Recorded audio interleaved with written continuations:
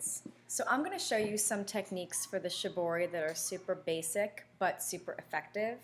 I have a raw silk and I'm going to be dyeing it using a Kool-Aid. Kool-Aid without sugar, there's no need for the sugar and it'll really just make a sticky mess, is very effective for dyeing on raw silk and wool.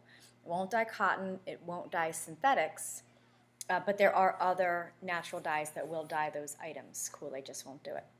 All right, so let me show you some of the techniques to shibori these. The first is super common with shibori. It's the accordion fold. If you've ever made a fan out of a piece of paper on a hot day, you've seen this fold technique before. Back and forth, until you get a flat fan type fold. Notice that the edges are exposed on both sides. That's so that all of the edges have access to the dye. Now, what you would do with this is you would clip, and wherever you clip or pin, right, it's going to resist on all of the layers all the way through, so that when you open it, you have the same pattern all the way through. I'm not going to bore you with watching me clip it, but then when you are done, I have one that's done. It would look like this. So you could, of course, do a different kind of pattern. You could do like 2 clips, nothing, 2 clips, nothing, or they could go at a diagonal. This is completely up to you. There's other ways of folding this up on itself and then clipping, but I'll show you those on another day. Let me set this aside. The next one is rubber bands. Super easy. Think grabbing it from a central spot and having that center spot be the center spot when it comes out dyed. So if you want the center spot to be in the middle, you grab it from the middle. If you want the center spot to be a little offset, you're going to grab it from someplace towards a corner. And that's what I'm going to do. I'm going to grab it here.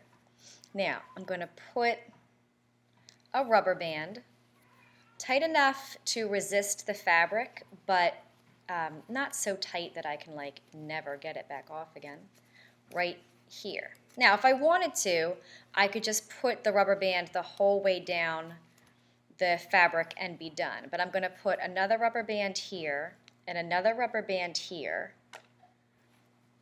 So here, whoop, slippery.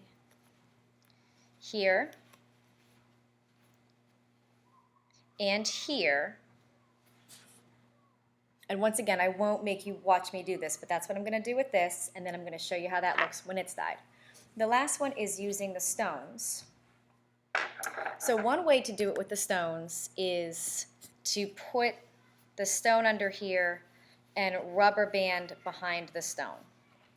I find this is very effective, but it also is very difficult then to take off.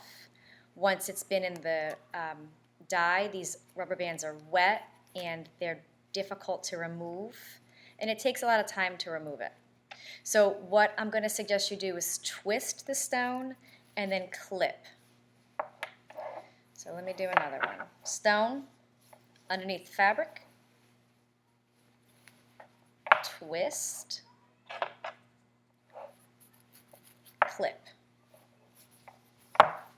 And I have some smaller stones too. There's no reason that you can't mix and match these designs, right? You could put rubber bands with stones. You could put clips like this on the edge, right? There's a whole bunch of different ways you can combo this. I'm going to pop these in the dye, and then I'm going to show you what patterns they make.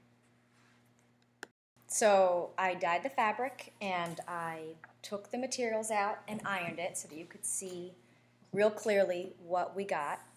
This was from the rubber bands. I have a little whiteboard so you can kind of see what's behind it. Let me tilt this down. This was from the concentric rubber bands.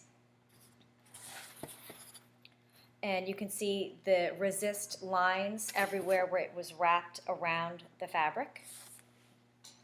This was from the stones. And you can see the resist lines everywhere that the clip held it, as long as you twist it, you will get this like radiating pattern. And this was from the clothespins. You can see the dots go across the fabric because it was folded in an accordion fold to begin with. So that's a general idea of what you will get if you use those shibori patterns. Okay, enjoy.